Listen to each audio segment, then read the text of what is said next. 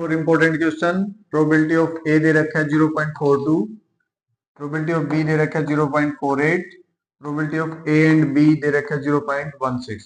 A and B का मतलब होता है ए इंटरसेक्शन बी, एंड का मतलब होता है इंटरसेक्शन।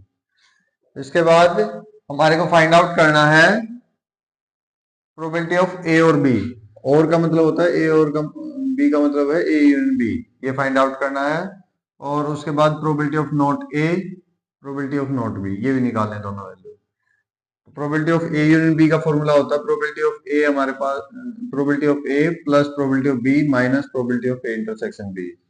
प्रोबेबिलिटी ऑफ ए की वैल्यू है 0.42, प्रोबेबिलिटी ऑफ बी की value 0.48, probability of A intersection B की वैल्यू 0.16।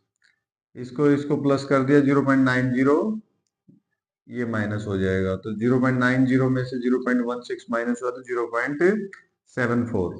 इसके बाद निकालना प्रोबेबिलिटी ऑफ नॉट ए, उसके लिए फॉर्मूला है 1 माइनस प्रोबेबिलिटी ऑफ ए।